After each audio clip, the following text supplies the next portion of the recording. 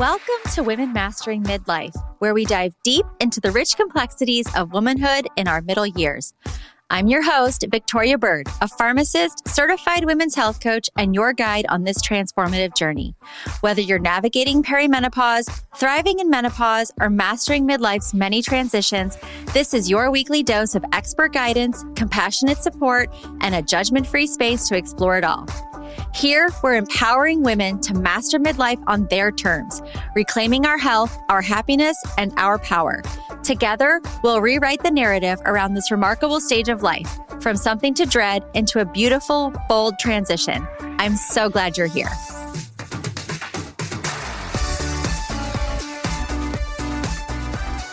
Hi there, and welcome back to another episode of Women Mastering Midlife. We are wrapping up May and our topic of mental health awareness this month. And we are going to talk today about the invisible load of midlife, the mental clutter that impacts our well-being. A midlife woman quietly carrying the weight of everyone's needs, wondering why she feels anxious, exhausted, scattered, even when nothing big is happening, is pretty much like the target audience for this conversation. So if you feel like you've just got the weight of everything in your brain and it is just making you feel like you're crazy or exhausted, then we need to have this chat, because I think that there are many of us who are bearing this mental load, and a lot of us are doing it all on our own. So one of the ways that I recognize that the mental load is getting to be too much for me is when I walk into a room and I forget why I'm there. I might snap at somebody I love for something really small and minuscule, and on a typical day, it wouldn't even bother me. Or, I just can't put together words or sentences and I'm distracted. I'll easily go into my inner dialogue of what's next, or thinking about how, this conversation with a friend is keeping me from doing all of these things, or, I'm going to be late to do this because I'm doing that. And it just gets to be a mental and emotional labor carry that goes completely unacknowledged. And I think now we need to talk about it. So if you haven't heard the term invisible load yet, it is the running mental checklist. It is managing your family's needs, their emotional states, the schedules, the healthcare, your aging parents, your work deadlines. When does the dog have to get to the vet next? When is your teen kid's project due? All of the things that we manage in our brains. And it's different from just being busy. It's an unrelenting mental effort just to keep things running smoothly. We are the cruise director. We are the captain of the ship. We are the person rowing the dinghy. We are all the things, and we're keeping it all in our brains at a capacity that the human mind is just not meant to carry. Even though it goes unnoticed because it's not visible work, it is 100% real, and we all need to acknowledge that we're doing it. We're doing it to ourselves, that our partners are allowing us to do it to ourselves. We need to understand why this is impacting our health and what we can do to fix it. A 2022 YouGov poll found that 72% of mothers report feeling solely responsible for managing the household schedule and logistics, a role that intensifies in midlife as caregiving responsibilities stack. 72%. And that's even with a partner in the house. And I do want to say, when you have this huge mental checklist and your partner, your spouse, whatever, says, well, just tell me what I can do to take some of that off. Me having to give you a list, or me having to walk you through the things that I need help with, doesn't decrease the mental load. It just shifts it in a different direction.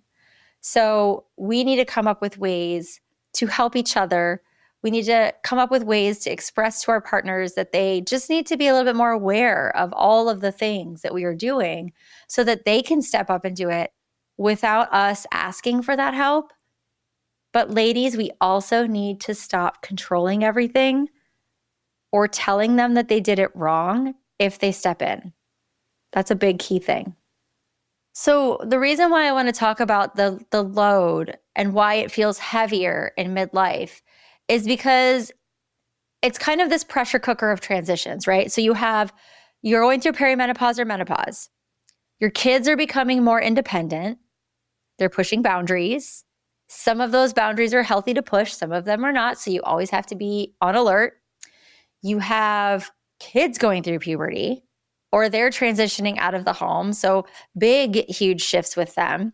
Your parents are aging. They need care. They need attention. They need help. You have a career pivot, maybe at this point, either by demand or by choice, or you're reevaluating your career. Like, gosh, I've done this for 20 years now, and this is just not the way I want to spend the next 20 years of my life. And with perimenopause and menopause, you have, like, physiologically, your estrogen, when you're in menopause, your estrogen is no longer being produced by your ovaries.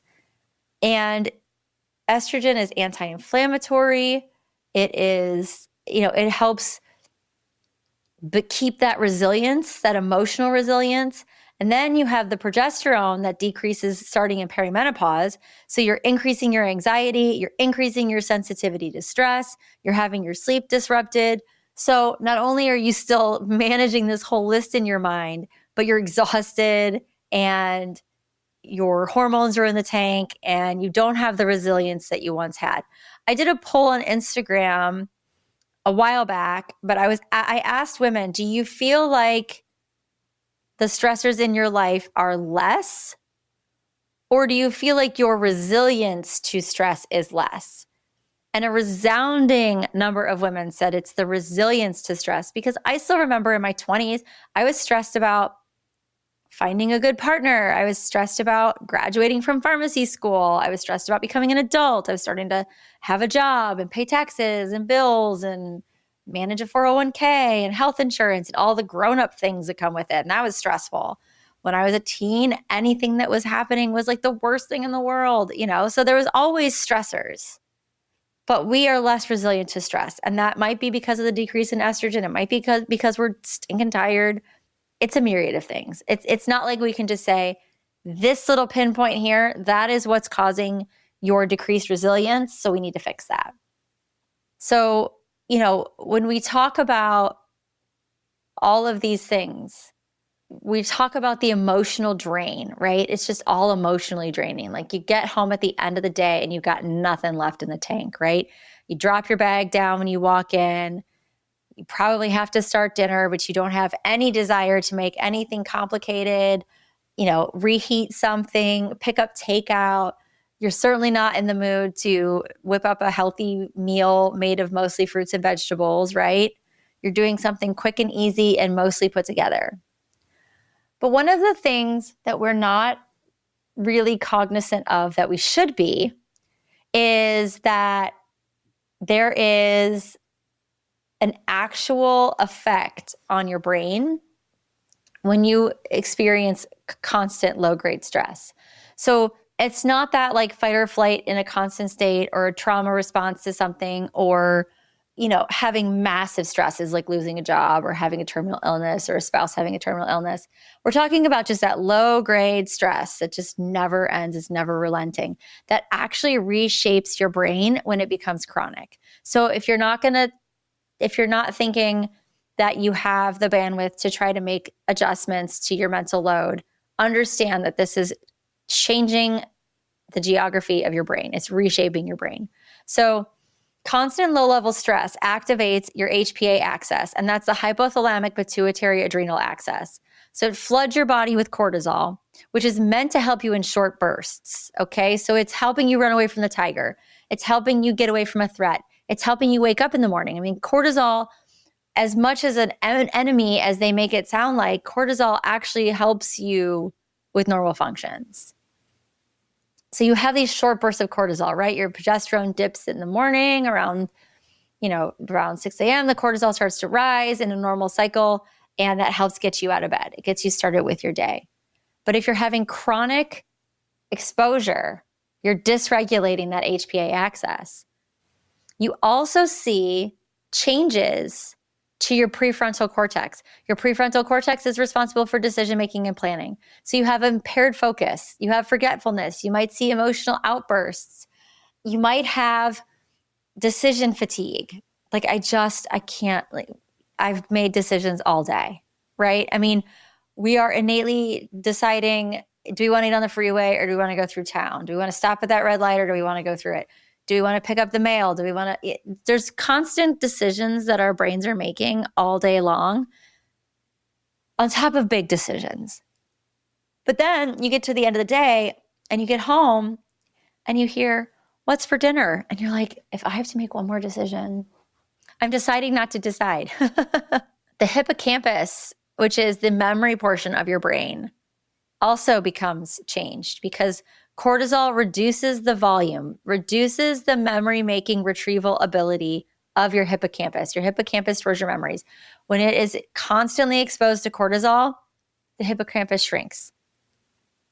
The amygdala becomes overreactive. It increases your anxiety responses and it causes emotional reactivity. The amygdala is your emotion part of your brain. It's also what keeps you safe. So if you're constantly in overdrive and your amygdala is constantly being worked, you're always going to be anxious and reactive. So if chronic cortisol exposure has been shown to shrink the hippocampus, and then you have estrogen loss, and estrogen is the brain's natural buffer against stress, you're seeing a more pronounced experience in midlife women than in younger women or in men. We need to try to help diminish this mental load in ways that are manageable and reasonable so that we can protect our brains. So if you're wondering, like, am I in this chronic low stress state? Have I been carrying an invisible load that's too much for my body? Here are some signs that you should look for. If you're feeling exhausted by noon, but you haven't really done anything big, like, oh my gosh, I just need to go to bed for the rest of the day, but it's only noon and I haven't really made any big decisions. I haven't had some huge meeting or anything that required a lot of energy expenditure, that could be a sign. Like I said before, decision fatigue. If you've been making decisions all day and you just can't make decisions of what to eat for dinner, or should I take a shower or not? Should I run a load of laundry or not? Like, you can't decide one more thing, you're just done. If you're snappy, irritable, or anxious over small things that you know after you snap, you're like, gosh, the rested me would not have done that. Or the not anxious me wouldn't have done that. If you lie in bed with your mind racing and your heart pounding, typically around 3 a.m., we have the drop in progesterone that normally tapers off in the evening. And I've talked about this before. Progesterone has a dip in the evening around morning time, and then it's a cycle that brings up your cortisol as your progesterone declines. And so if your progesterone is declining earlier in the morning, like around 3 a.m., then your cortisol wakes you up and your mind is racing and your heart is pounding. That could be a sign that you're carrying this invisible load. Let's take a quick pause, because if you've been loving these conversations and you're ready to take things deeper, I have something special just for you. The Women Mastering Midlife community is open for enrollment, and it's better than ever. This is your space for real, whole person midlife wellness. We focus on 5 pillars: movement, nutrition, lifestyle, stress management, and rest, because midlife health is so much more than just workouts or what's on your plate. Inside the community, you'll get strength training programs that actually fit your life. No 5 a.m. workouts required. Weekly accountability check-ins, meal plans, recipe guides, live group coaching with me, a private forum where you're never alone, and direct access to message me whenever you need support. Normally, it's just $29 a month. That's less than a single personal training session. But because you're part of this podcast family, I've got a gift for you. Use the code PODCAST5 at checkout and you'll get $5 off every month, making it just $24 a month to join us. You'll find the promo code and the link to register right in the show notes, so it's super easy to get started. Come join us and step into midlife feeling strong, supported, and unstoppable. Also, you're forgetting appointments or names or why you walked into a room or birthdays. I don't know about you, but I've been like the person responsible for birthdays in our house. It was my job to have the cards or the flowers or the gifts or the party invitations taken care of. And I know that it all got to be so much that I stopped remembering birthdays. But you have to remember that this is not a personal failure.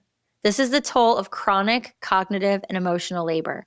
This is way more than our caveman human bodies and our human brains were ready for. So we've talked about what it looks like. We've talked about what it can do to your brain. But what good would it be if I wasn't going to give you some strategies to lighten this mental load? So here are some practical, actionable steps you can implement today. And I will tell you which ones I've tried and which ones worked best for me. So let's name it to tame it. You journal, you talk to a therapist or a coach. Validating that it is a mental load helps reduce shame. So it is okay. I just got done with a conversation for a podcast episode that's going to come out in June about how we were taught to do everything, take it all on our own, do it perfectly, don't ask for help, don't talk about our mental health. Well, we can validate that we are tired and we are overthought and we need to put some of this down. So journaling it and giving it a name, recognizing I have a heavy mental load and I need to put some of this down is perfectly fine. One of the things that I like is to do a brain dump. So especially in the middle of the night, I have a notebook that actually is black and on the front of it, it says in white, brain dump. That's all it is. And it could be the craziest collection of thoughts. It doesn't have to be a journal that you turn into a novel. So when you're sitting in bed and you got your mind racing, or you're sitting in the car pickup line, the kid pickup line, you're thinking about all the things you have to do, list everything on your mind. Okay, just put it all out there. It doesn't have to be in any specific order. If a random stranger picked it up, they might think whoa, are they okay? This is all over the place. There's no organization to this. But that's okay. Just put it all on there. And then look at this list and think to yourself, what actually needs to be done today? What can be put off? Is it that extra load of laundry because you don't like having the laundry bins full? What can you delegate or defer? Asking for help is not a sign of weakness. If you can delegate something on your list, if you can just defer it, you just got to get it out sometimes. So you can use a notebook, you can use a whiteboard, you can use an app on your phone. Although if it's the middle of the night, I do not suggest getting on your phone. Just get it out of your brain and onto paper. Move the mental load out of your head. Set some cognitive boundaries, okay? So time block decision-free periods. And start small. For the next 5 minutes, I am not going to make a decision. I'm not even going to make a decision to move. I'm just going to sit here in stillness. Eliminate unnecessary choices. Spend 1 day a week to plan out your dinners. On Sunday, I will go through the calendar and know what nights people are home, what nights dinner doesn't need to be put on the table, and then I plan accordingly. Do I need to put something in the slow cooker in the morning before I head out so that we have something to eat at home because I don't have time to make something, but we need dinner? Or is this the night we stop and pick up Panera? Is this the night that we have leftovers? Sometimes I'll make food on a night that I have time to cook, and I'll make so much of it that it's for lunch the next day and it's for dinner a couple days later. Turn off your phone notifications.